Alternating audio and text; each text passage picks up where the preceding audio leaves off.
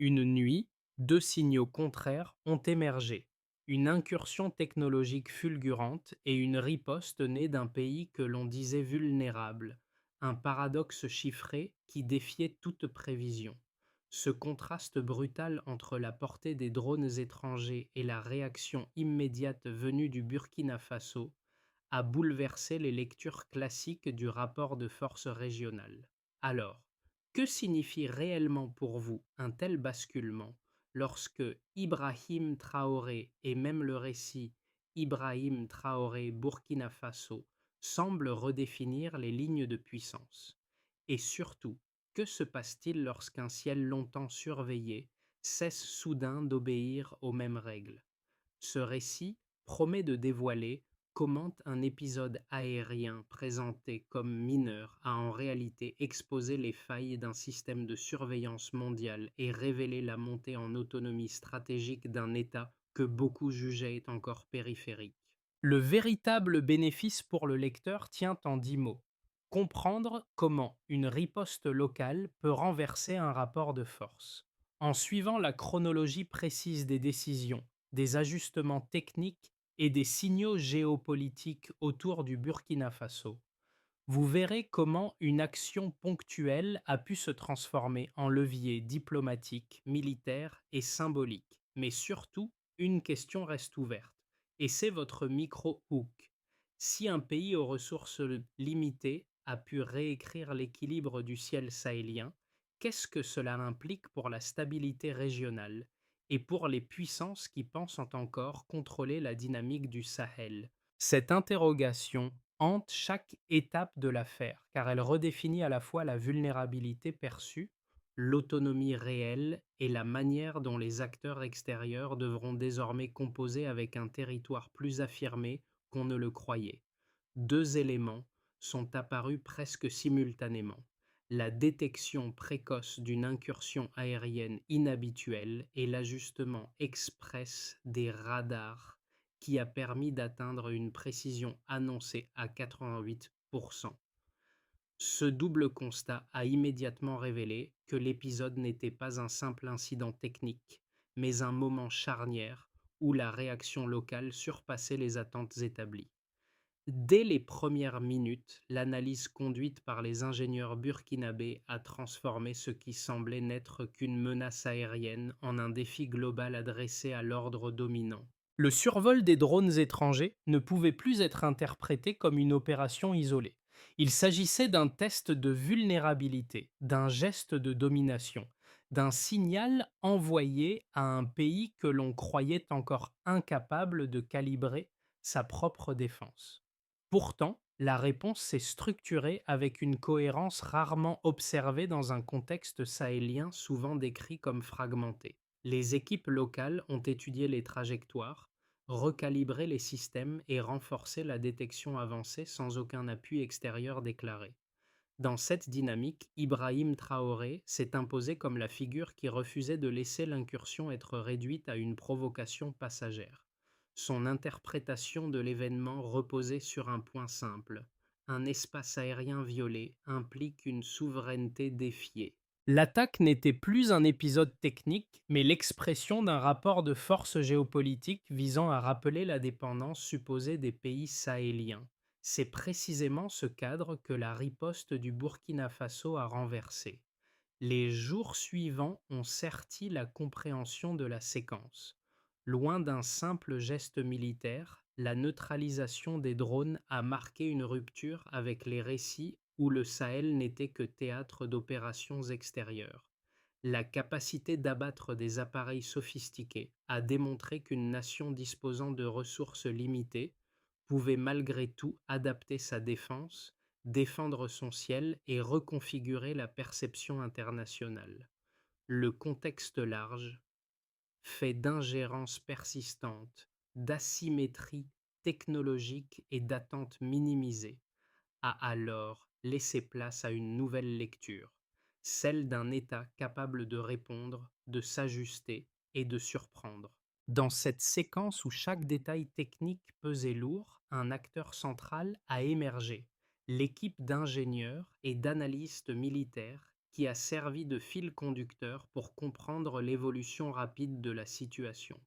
Leur rôle n'a pas été d'apparaître au premier plan, mais de maintenir une cohérence méthodique entre l'alerte initiale, les ajustements successifs et la riposte calibrée.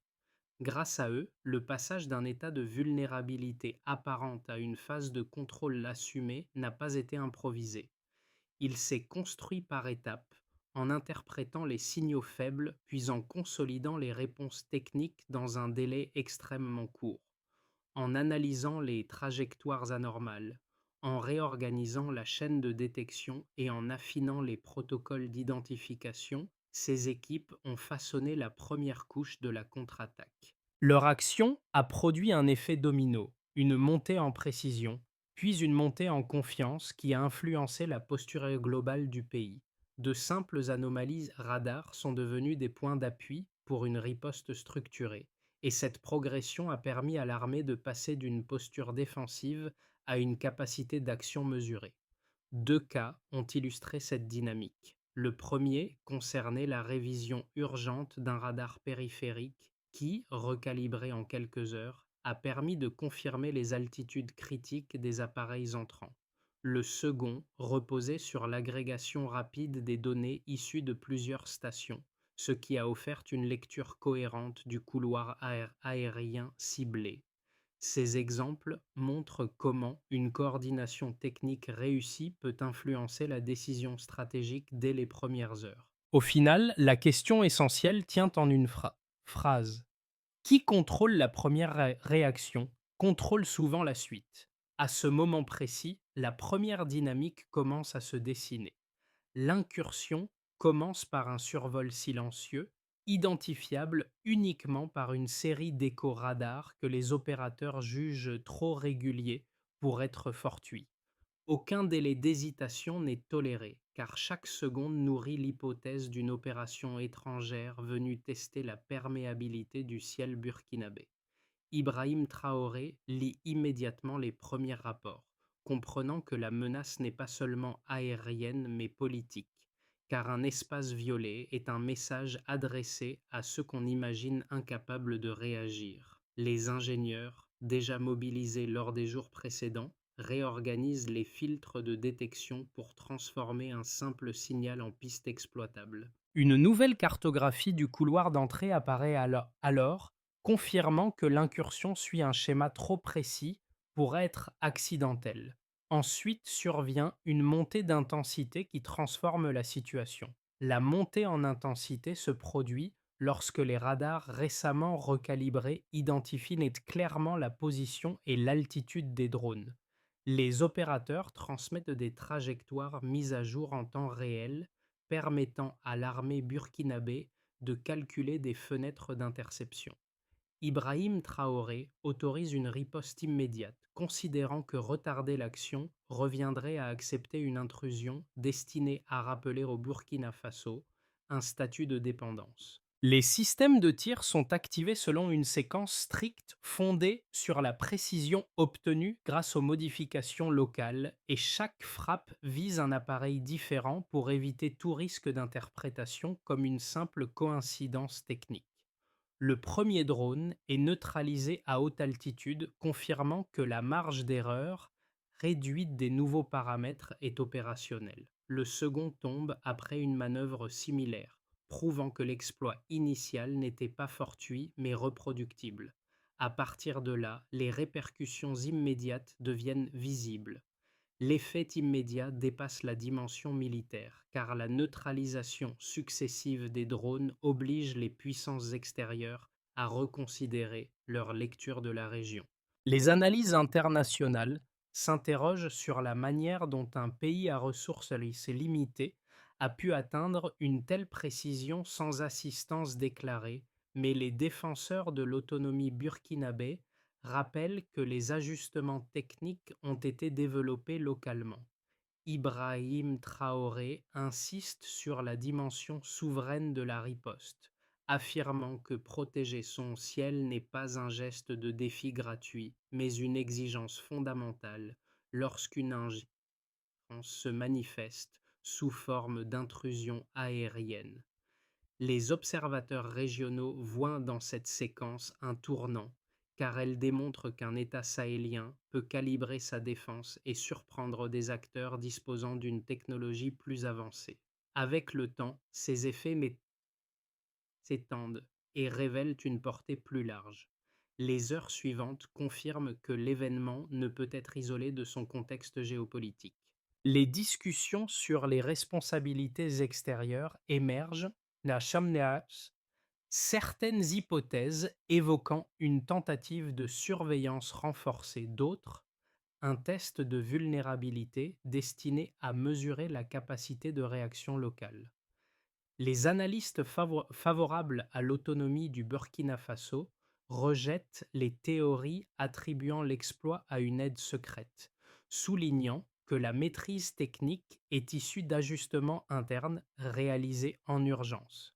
Cette lecture permet d'interpréter la riposte comme une affirmation de souveraineté plutôt que comme une surprise improbable. Le Sahel, souvent présenté comme un espace sous influence, révèle alors une dynamique nouvelle où un pays comme le Burkina Faso peut défendre ses intérêts avec cohérence. Le point de départ se lisait dans un contraste clair. Des radars initialement limités ont évolué vers un système capable d'atteindre un taux de précision revendiqué de 88%, un delta spectaculaire pour un pays que l'on pensait dépourvu d'outils avancés. Ce chiffre illustre une transformation technique obtenue en quelques jours seulement, un laps de temps inhabituellement court pour une mise à niveau aussi sensible. Les ingénieurs burkinabés expliquent que cette précision accrue provient d'un recalibrage minutieux, conçu pour compenser les faiblesses connues des capteurs précédents. La première donnée tangible porte sur la capacité de détection. Avant l'incident, les radars burkinabés étaient décrits comme simples et peu adaptés aux altitudes élevées.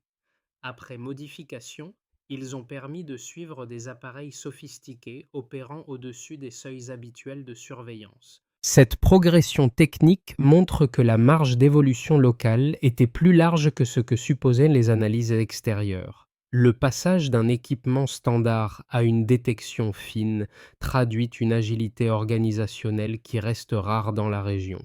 La deuxième donnée vérifiable concerne la neutralisation successive des drones, tous abattus à la haute altitude, ce qui représente un exploit opérationnel en contexte sahélien. L'efficacité de ces frappes prouve que les ajustements radars n'étaient pas uniquement théoriques, mais immédiatement transposables en action militaire. Ce résultat souligne la cohérence entre la préparation technique et la décision tactique, un lien souvent difficile à assurer lorsque les ressources matérielles sont limitées. Les observateurs régionaux notent que toucher ces appareils dans une telle configuration requiert une synchronisation précise entre détection, calcul des trajectoires et activation des systèmes d'interception. La troisième donnée repose sur la coordination multi-stations. Les stations réparties sur le territoire ont agrégé leurs données pour offrir une lecture unifiée du couloir aérien ciblé. Cette agrégation rapide constitue un élément essentiel, car elle a réduit le risque d'erreur et permis de confirmer l'anomalie dans un délai très court. Les équipes expliquent que ce processus d'intégration améliore mécaniquement la fiabilité totale du système de surveillance. Cette intégration multisource a permis de neutraliser les incertitudes et d'éviter des retards critiques dans l'interprétation des signaux entrants. Ces trois mesures, précision à 88%, neutralisation en altitude, agrégation en temps réel, redessinent les contours d'une riposte que beaucoup auraient jugée improbable quelques jours auparavant. Chaque élément quantitatif confirme que la réaction n'a pas été improvisée, mais soutenue par une base technique qui, bien qu'imparfaite, a été optimisée en urgence. L'ensemble produit un tableau où la compétence locale se révèle capable de combler un écart technologique que les puissances extérieures considéraient comme structurel.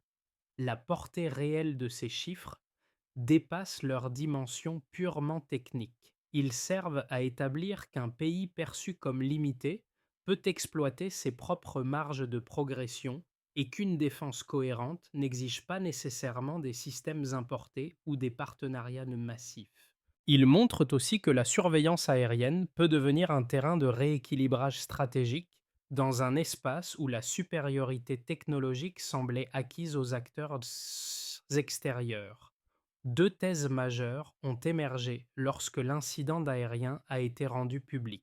La première, défendue par plusieurs analystes internationaux, affirme que la neutralisation de drones étrangers ne peut pas provenir uniquement d'un appareil militaire disposant de ressources limitées. Selon cette position, un pays du Sahel ne saurait atteindre seul un niveau de précision permettant d'abattre des appareils réputés pour leur furtivité et leur endurance technologique.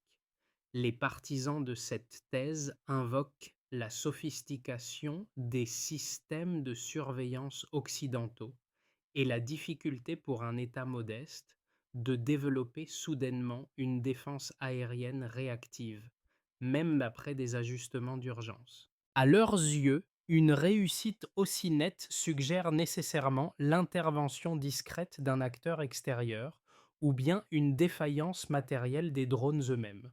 Le second argument, plus nuancé, considère l'exploit comme plausible mais exceptionnel. Ses défenseurs estiment qu'une mobilisation intense peut occasionnellement combler un écart technologique, surtout lorsque les ingénieurs travaillent en conditions d'urgence. Ils reconnaissent que des recalibrages peuvent améliorer la précision, mais jugent improbable que ces modifications suffisent à renverser un rapport de force où les standards technologiques sont habituellement asymétriques. Pour eux, l'épisode resterait un cas limite, difficile à reproduire sans soutien matériel plus solide ou sans infrastructure modernisée sur une plus longue période. Face à ces deux thèses, la réponse issue des faits rapportés dans la séquence burkinabé repose sur la cohérence interne des opérations locales. L'ajustement technique a été mené par des ingénieurs nationaux. Les trajectoires ont été analysées et agrégées par des stations locales et les appareils ont été touchés à haute altitude selon une procédure cohérente avec les recalibrages préalables. Aucun élément dans le déroulé ne renvoie à une assistance extérieure explicite ni à une panne généralisée des drones. La progression des capacités, de radar simple à un système plus précis, s'inscrit dans la logique d'un effort concentré et non d'une intervention secrète. Ainsi, le Stillman conduit à une conclusion simple. La riposte n'a pas nécessité de scénario occulte, seulement une mobilisation locale efficace et une lecture stratégique d'une intrusion perçue comme un acte de domination. Un seuil vient d'être franchi. Le moment charnière apparaît lorsque l'effet cumulé des neutralisations cesse d'être perçu comme une simple réussite technique et devient une déclaration géopolitique assumée. À cet instant précis, le récit bascule. Ce n'est plus un pays en réaction, mais un pays en position d'initiative. La présence de signaux concordants, précision élevée, agrégation rapide, riposte reproductible, transforme l'incident en démonstration de capacité, et l'ensemble du Sahel doit soudain repenser l'équilibre de son propre ciel. À partir de ce pivot, la dynamique cesse d'être défensive. Les observateurs comprennent que la cohérence opérationnelle n'est pas accidentelle et que la posture du Burkina Faso dépasse l'idée d'un simple réflexe tactique.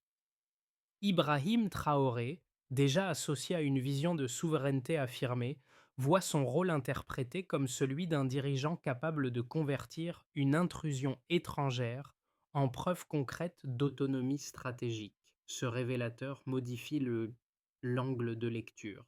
Ce qui semblait n'être qu'une réaction devient une stratégie, et ce qui paraissait être un incident isolé se mue en rupture durable. L'épisode montre qu'un État sahélien peut, en quelques jours, imposer un nouveau cadre d'interprétation à des acteurs habitués à dicter les règles. Sur le plan intérieur, plusieurs apparaissent clairement. Les retombées internes se manifestent immédiatement. La neutralisation des drones est perçue comme une preuve de capacité, renforçant la cohésion nationale autour d'un acte présenté comme souverain. Les ajustements techniques réalisés en urgence deviennent un symbole d'ingéniosité locale, montrant que le pays peut calibrer sa défense sans attendre un soutien extérieur. Plusieurs observateurs soulignent que cette démonstration réduit la perception de vulnérabilité et amplifie un sentiment d'assurance collective. Ibrahim Traoré apparaît alors comme le garant d'une posture réaffirmée, capable d'agir face à des incursions autrefois tolérées. Du point de vue économique et infrastructurel, une autre dynamique se manifeste. Les acteurs économiques interprètent l'incident comme un signal indiquant une stabilisation progressive de l'espace aérien, jusque-là exposé à des intrusions non déclarées. Cette amélioration perçue de la sécurité favorise un climat où les infrastructures critiques sont envisagées comme mieux protégées. Les entreprises locales y voient une occasion de renforcer leurs activités sans craindre une surveillance persistante de puissances extérieures. L'idée d'un ciel contrôlé par ses propres institutions devient un facteur de confiance, même dans un contexte encore fragile. Sur le terrain diplomatique, une série de réactions se fait sentir. Sur le plan diplomatique, la riposte inverse partiellement les rapports traditionnels entre un État sahélien et les puissances extérieures. Plusieurs capitales doivent réévaluer leur mode d'intervention, car l'incident montre qu'un pays modeste peut perturber des stratégies de surveillance établies. Le geste envoie également un message clair. Toute violation de l'espace aérien burkinabé sera désormais interprétée comme un acte de domination et recevra une réponse coordonnée. Cette nouvelle posture accroît la visibilité du Burkina Faso sur la scène internationale, sans pour autant effacer les tensions latentes. À l'échelle régionale, l'impact prend une dimension supplémentaire. L'impact régional est marqué par une redistribution d'attention. Les pays voisins observent comment une adaptation locale peut modifier les calculs des puissances extérieures.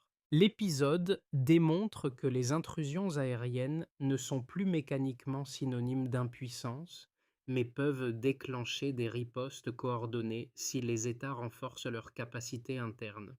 Plusieurs analystes soulignent que cette dynamique ouvre une phase où les nations sahéliennes pourraient coopérer davantage pour surveiller leurs frontières communes.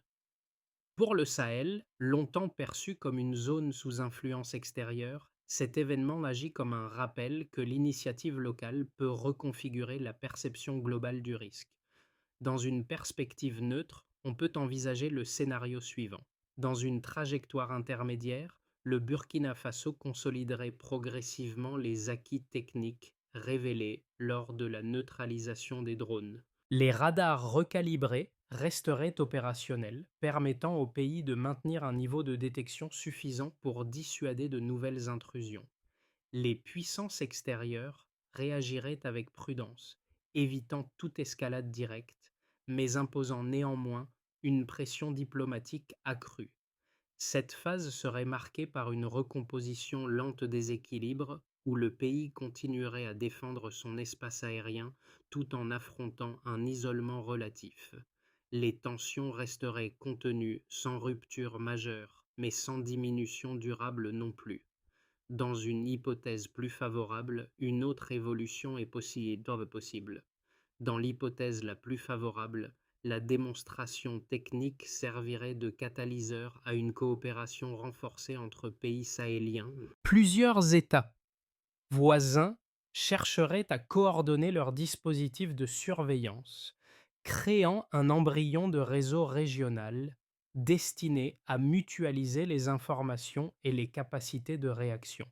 Cette dynamique permettrait de réduire l'influence étrangère dans le Sahel et d'encourager des partenariats orientés vers l'autonomie stratégique.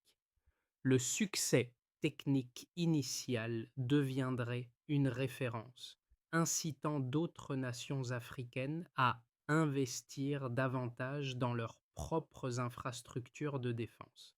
Ce scénario ouvrirait une fenêtre où la souveraineté aérienne se transforme en levier politique régional. Dans la perspective la plus sombre, un chemin différent se dessine. Dans la perspective la plus sombre, certaines puissances extérieures décideraient de réagir de manière plus offensive à la perte d'influence perçue dans la zone sahélienne. Des sanctions économiques ou diplomatiques pourraient être imposées, cherchant à isoler davantage le pays. Parallèlement, des actions clandestines destinées à affaiblir les institutions locales ne seraient pas exclues, allant du soutien à des acteurs hostiles à l'exploitation de tensions internes. Cette trajectoire ferait basculer la région dans une phase de forte instabilité où la riposte technique initiale serait utilisée comme prétexte pour justifier une pression stratégique prolongée. Les couches civiles en subiraient les effets, notamment sur les plans sécuritaire et économique. Pour éclairer cette analyse, une réflexion supplémentaire s'impose. Pour naviguer entre ces trajectoires divergentes, il devient utile d'adopter une approche basée sur les conditions plutôt que sur les certitudes. Si la coopération régionale progresse, alors la marge d'autonomie s'élargit. Si la pression extérieure domine, alors la stabilité dépendra de la capacité à maintenir la cohérence interne. Pour nombre de lecteurs, l'épisode aérien dépasse la simple dimension stratégique et trouve un écho direct dans leurs préoccupations quotidiennes. Groupe A. Ceux qui suivent la sécurité nationale y voient un exemple concret montrant comment des capacités longtemps sous-estimées peuvent évoluer rapidement. Cette lecture nourrit une réflexion plus large. Lorsqu'un État parvient à ajuster ses outils en urgence, il renvoie l'idée qu'une marge d'action existe même dans un environnement contraint. Ce constat peut encourager une vigilance accrue et un intérêt renouvelé pour les dynamiques de protection intérieure. Groupe B, ceux qui s'intéressent aux infrastructures et aux implications économiques perçoivent l'incident comme un signal de stabilité potentielle. Si un pays peut protéger ses installations critiques contre une intrusion sophistiquée, alors la confiance accordée aux réseaux nationaux, même imparfaits, gagne en solidité. Cette interprétation touche directement les individus qui évaluent l'évolution des risques, que ce soit dans la logistique, les communications ou les services essentiels. L'idée d'une défense adaptable se transforme en argument pour envisager une continuité opérationnelle malgré les incertitudes régionales. Groupe C. Ceux qui regardent la dimension internationale trouvent dans la séquence un exemple de renversement symbolique. Quand un État sahélien parvient à répondre à une opération extérieure, cela réinterroge la place qu'on lui attribue habituellement dans les rapports de force. Ce changement de perspective incite les observateurs à relire la dynamique globale, en intégrant l'hypothèse qu'une initiative locale peut modifier la perception internationale. Cette prise de conscience permet aussi d'évaluer plus finement les enjeux diplomatiques à venir. Deux pistes de réflexion émergent pour le lecteur. Suivre l'évolution des capacités locales comme indicateur de stabilité et examiner comment la perception internationale influence la marge de manœuvre d'un pays confronté à des tests répétés.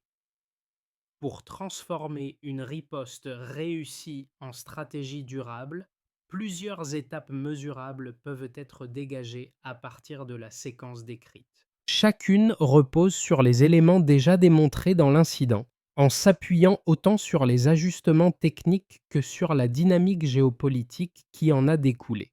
La logique générale consiste à consolider ce qui fonctionne, à organiser ce qui a émergé spontanément et à anticiper les tensions générées par l'interruption d'un rapport de force traditionnel. Dans cette optique, la présence d'une direction politique affirmée, incarnée par Ibrahim Traoré, joue un rôle structurant pour donner une cohérence durable aux mesures proposées. Premièrement, une approche technique plus stable doit être envisagée. La première mesure consiste à maintenir les radars recalibrés dans un état optimal. Cela inclut la vérification régulière des capteurs, la documentation systématique des ajustements et l'évaluation continue des marges d'erreur. Ce suivi permet de s'assurer que la précision démontrée reste reproductible. Deuxièmement, une coordination plus structurée devient nécessaire. La collecte de données issues de plusieurs stations s'est avérée décisive.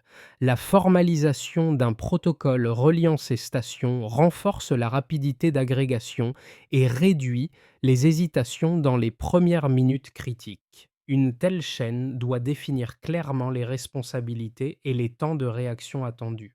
Troisièmement, une organisation opérationnelle cohérente doit être consolidée. Les frappes synchronisées montrent que l'efficacité dépend d'une cohérence stricte entre détection, analyse et décision tactique. Transformer cette cohérence en procédure codifiée réduit la dépendance à l'improvisation et renforce la capacité de réaction lors d'incursions futures. Enfin, un travail diplomatique anticipé permet de préparer les réactions extérieures. L'incident ayant généré des réactions extérieures contrastées, il devient nécessaire d'anticiper les pressions diplomatiques éventuelles. Une stratégie claire permet au pays de défendre ses décisions tout en évitant les malentendus susceptibles d'alimenter des tensions supplémentaires. L'ensemble crée une base où la souveraineté opérationnelle peut se consolider autour de mécanismes éprouvés et ajustables. Le fil discret suivi depuis le début, celui des ingénieurs qui, dans l'ombre, ont permis de transformer une alerte isolée en riposte cohérente, revient ici comme un repère essentiel. Leur présence silencieuse, déjà centrale dans les premières heures de l'incident, éclaire à nouveau la manière dont un pays peut s'appuyer sur son propre savoir-faire lorsque les rapports de force extérieure deviennent trop pesants. Ce rappel n'est pas seulement technique. Il réintroduit l'idée que la maîtrise locale constitue souvent la première forme de souveraineté tangible. Dans cette lecture, l'action politique s'articule naturellement autour d'une direction capable de reconnaître et d'amplifier ses compétences internes. Ibrahim Traoré, associé à la volonté d'affirmer une autonomie stratégique, apparaît alors non comme un protagoniste isolé, mais comme le point de jonction entre ces efforts souterrains et une volonté collective de rompre avec la passivité imposée. La cohérence du récit provient précisément de cette relation entre travail discret et décision assumée. Alors, si un ciel longtemps surveillé peut être repris en main, c'est parce qu'un enchaînement d'actes locaux a rendu ce retournement possible. La souveraineté commence par ceux qui agissent. Dans la continuité de cet épisode, l'enjeu dépasse la seule séquence technique ou géopolitique. Ce qui s'est joué dans le ciel burkinabé évoque une idée simple. Lorsqu'un pays parvient à réorganiser ses propres moyens, même sous pression, il ouvre un espace où la souveraineté devient un choix actif plutôt qu'une posture défensive. Cette dynamique ne se limite pas au domaine militaire. Elle touche à la capacité collective de définir des priorités, de consolider des compétences locales et de relire les rapports de force sans se résigner à l'inertie. Une lecture attentive de ce qui s'est produit invite aussi à réfléchir à la manière dont les nations réagissent lorsqu'une ingérence extérieure cherche à dicter les limites de leur marge de manœuvre. L'épisode montre que la réponse peut venir d'un réseau interne, de décisions rapides et d'une compréhension partagée de ce qui doit être protégé. Cette approche, même si elle demeure imparfaite, ouvre des pistes pour penser la suite. Reste alors une question essentielle, adressée à chacun. Comment une initiative locale peut-elle, selon vous, redessiner les équilibres que l'on croyait établis?